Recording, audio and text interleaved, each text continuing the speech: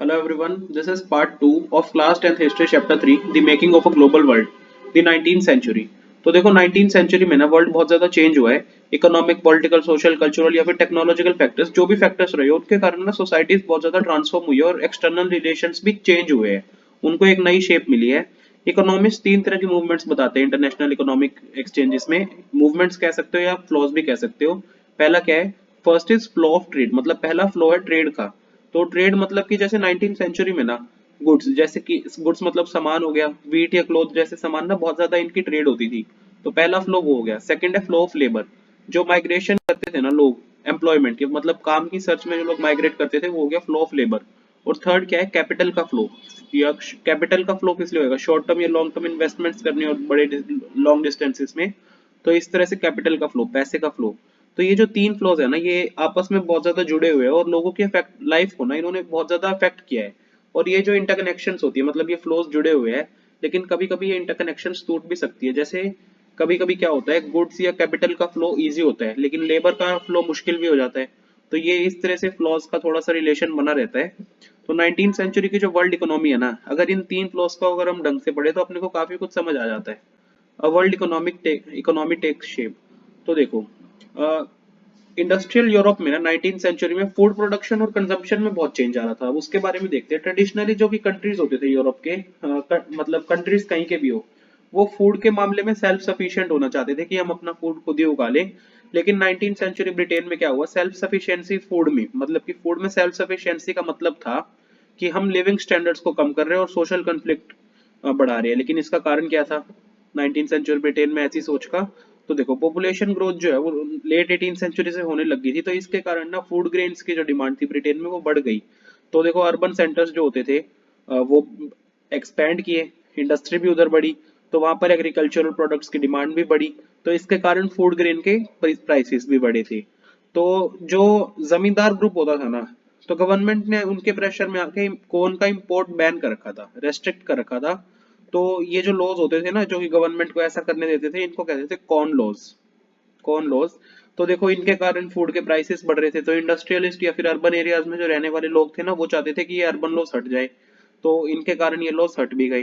तो जब corn laws हटे ना, तो अब फूड को ब्रिटेन में चीपली, मतलब और सस्ता इंपोर्ट किया जा सकता है।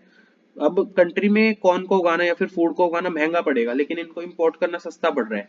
तो ब्रिटिश एग्रीकल्चर जो है ना, ये इंपोर्ट से डील नहीं कर पाई, क्योंकि अब इंपोर्ट आ रहा था वो सस्ता पड़ रहा था। तो ब्रिटेन का क्या हुआ देखो सीन, जो एरिया था ना इनका, लैंड बहुत ज्यादा, वो अब अनकल्टिवेटेड रहने लग गया। और हजारों मैन वुमेन जो है, इनको काम नहीं मिला, अब काम से निकाल दिया गया। तो वो लोग कहाँ गए? वो सिटीज की तरफ गए या फिर ओवरसीज माइग्रेट कर गए काम की सर्च में। तो देखो, जब फूड के प्राइसेस कम हो गए तो क्या हुआ? ब्रिटेन में कंजम्पशन बढ़ गई। फूड के प्राइसेस कम होने से ब्रिटेन में कंजम्पशन बढ़ गई। तो मिड 19th सेंचुरी से जो इंडस्ट्रियल ग्रोथ हो रही थी ना ब्रिटेन में, इसके कारण लोगों की इनकम भी बढ़ी। तो इसीलिए फूड इंपोर्ट्स भी बढ़े। तो वर्ल्ड में जैसे कि एरियाज हो गए, eastern Europe, Russia, America, Australia, तो इधर लैंड्स को ना क्लियर किया गया और फूड प्रोडक्शन को एक्सपेंड किया गया ताकि ब्रिटिश डिमांड को मीट कर सके। मतलब कि ब्रिटेन के लिए इन लोगों ने खाना उगाया था और इनको भी फायदा हो रहा था इंपोर्ट करके। तो देखो, फिर भी देखो, सिर्फ अपना लैंड्स को क्लियर करना एग्रीकल्चर के लिए काफी नहीं होता, काफी और भी काम करना पड़ता है। जैसे कि रेलवे की भी जरूरत होती है ताकि एग्रीकल्चरल रीजन्स को पोर्ट से लिंक कर सके। नए हार्बर्स भी बनाने पड़े थे और जो पुराने हार्बर्स थे उनको भी एक्सपेंड करना पड़ा था ताकि जो नया कार्गो है उसको शिप कर सके। अब लोगों को देखो बसाना भी जरूरी था ताकि जो लैंड है उसको कल्टीवेशन में लाया जा सके। तो इसके लिए देखो होम्स या सेटलमेंट्स भी बिल्ड करनी थी। अब ये सब काम करने हैं तो कैपिटल तो लगेगा, लेबर भी लगेगा। तो कैपिटल जो कि फाइनेंशियल सेंटर्स होते थे ना, जैसे कि लंदन वगैरह हो गया, इधर से मिल जाती थी, इधर से आती थी। और जो लेबर की डिमांड्स थी, तो जिन एरिया में देखो लेबर की शॉर्ट सप्लाई थी, जैसे कि अमेरिका या ऑस्ट्रेलिया हो गया, तो इधर ज्यादा माइग्रेशन होने लग गया। क्योंकि लेबर की इधर डिमांड थी तो लेबर इधर जाने लग गई।